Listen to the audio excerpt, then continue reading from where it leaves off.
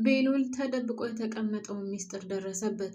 መሲ ወይዘሮ ሄለንን ለመበቀል ፈልጋ ያን ማስታወሻ ከወይዘሮ ሄለን መደርደሪያ ላይ አስቀምጠው ነበረ። ማለቴ ከመጽሐፍ መደርደሪያው ላይ ያን ማስታወሻ እዛ ውስጥ ስታስቀምጠው ወይዘሮ ሄለንን ለመበቀል ፈልጋ ነው።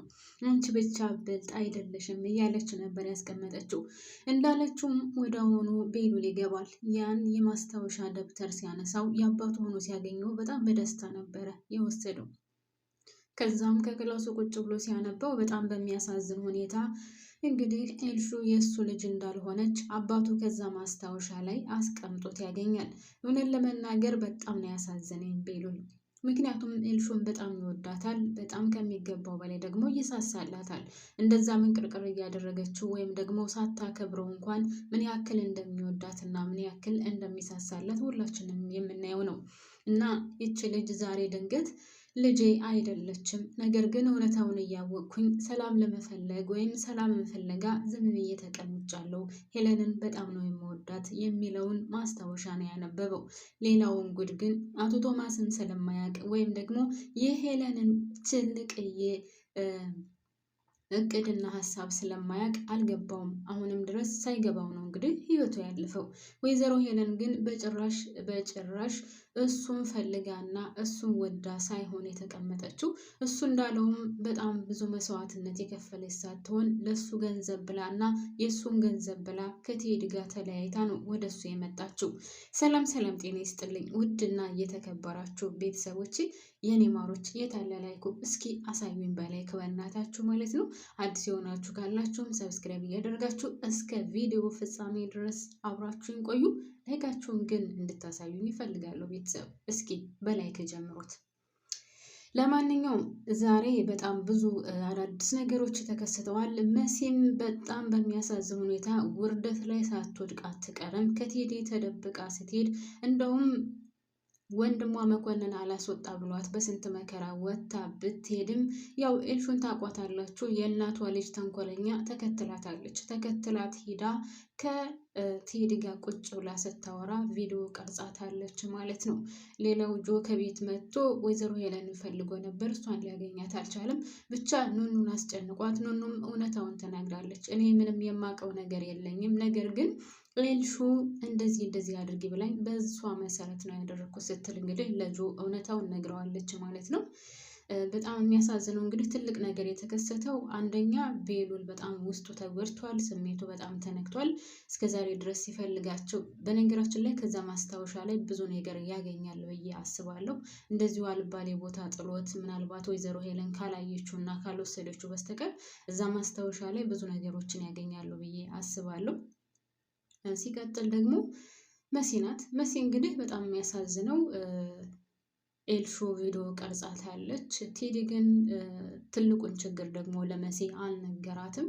የወይዘሮ ሄለን ባል እንደነበረ እና ኑኑ የእሱ ልጅ እንደሆነች ግን ቤተሰብ ማለት ነው። ኑኑ የቴዲ ልጅ ናት አይደለ? የቴዲ ልጅ ከሆነ መሲ ማግባት ይችላል እንዴ? ይችላል አይችልም ነው ወይስ ከሌላ ነው የወለደቻት ይቺ ሴትዮ? ቴዲም አባቷ አይደለም። እኔ በፊት ጀምሮ የማስበው ቴዲ አባቷ እንደሆነ ነበር። ነገር ግን አሁን ሳስበው ቴዲ ራሱ አባቷ አይመስለኝም። ምክንያቱም ቴዲ አባቷ ቢሆን ኑሮ የኑኑ አባት ቢሆን ያገባታል መቼ። እንዳነገሩ ምን አገናኘው? ሲጀመር የኑኑ አባትም ቢሆን እኮ አያገናኙም። ስለዚህ ያገናኘው ምክንያቱም ዝሮብሻል አትሉኝም? ልጅ ለልጅ ተቀያይረዋል። ኤልሹ የወይዘሮ አይንዬ ልጅ ናት። ኑኑ ደግሞ የወይዘሮ ሄለን ልጅ ናት። ስለዚህ ያገባታል፣ ማግባት ይችላል ማለት ነው። ያም ሆነ መሲ እህቷ እንዳልሆነች ኑኑ ታውቃለች ማለት ነው። በሚቀጥለው ቴዲ ግን እንዴት ማስረዳት እንዳለበትና እንዴት መናገር እንዳለበት ጭንቅንቅ ብሏል። ግን መሲ ይህንን እውነታ ስታውቅ እውነት የምትቀበለው ይመስላችኋል? እርግጠኛ ነኝ አትቀበለውም።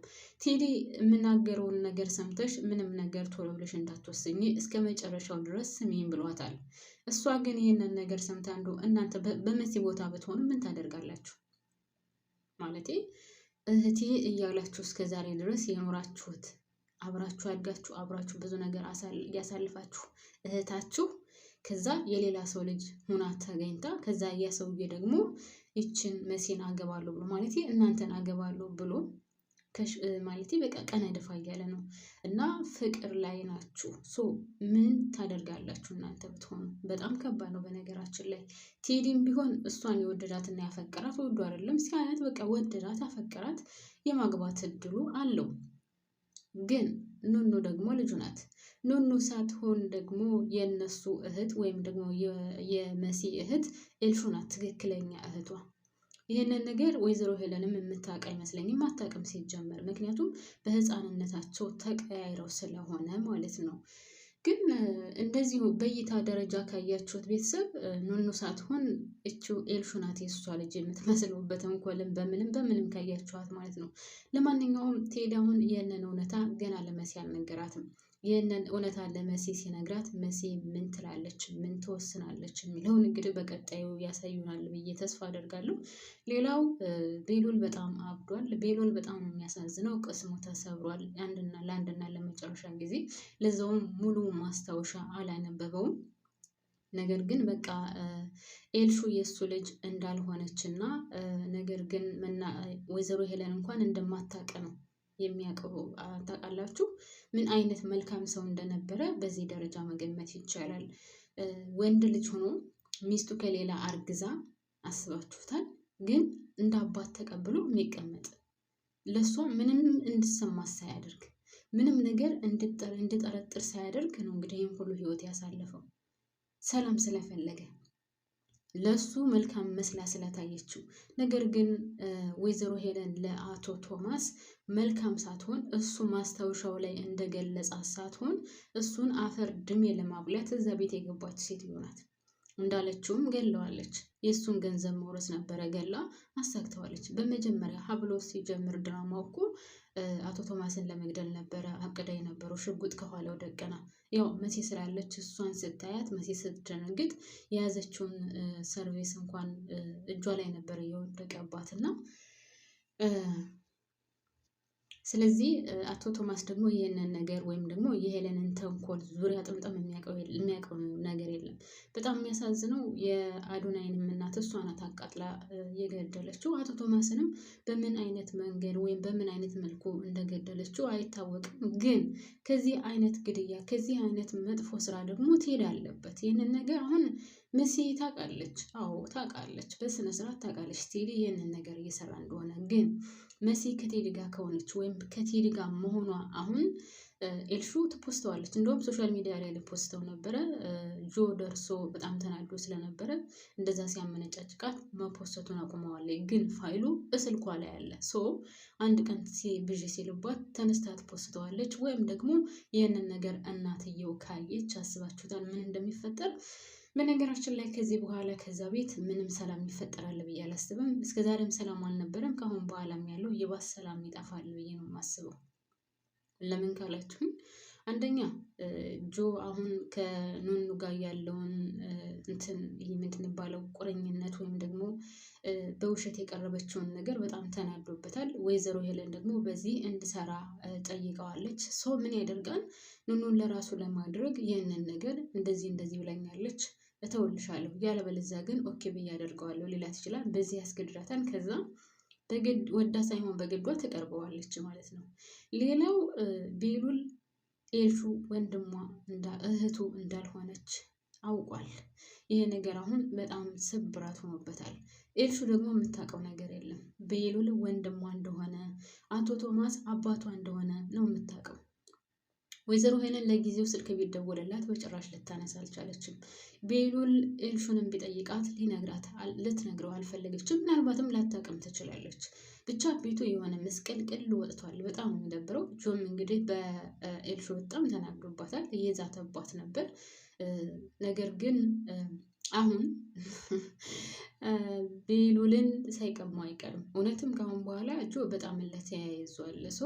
ቤሉል ደግሞ ከኑኑ እየራቃ ነው የመጣው፣ እየራቃት ነው። እሷ ግን ሲጀመር ኑኑ ደግ አረጋት ይበላት። ለቤሉል ለምን እውነታውን አትነግረውም?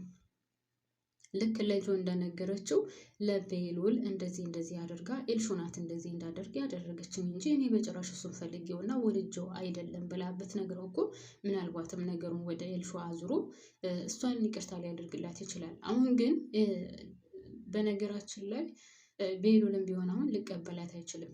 አንደኛ በጣም ተበሳጭቷል። ስለ ፍቅር የሚያስብበት ጊዜ የለም። ሲቀጥል ደግሞ ምናልባትም ከዛ ማስታወሻ ላይ ገለጥ ገለጥ አድርጎ ካዩ ብዙ ነገሮችን ሊያገኝ ይችላል። ስለዚህ አሁን ስለ ኑኑ የሚያስብበት ጊዜ ሊኖረው አይችልም። ኑኑ ብትቀርበውም አሁን እንግዲህ ጆ የሆነ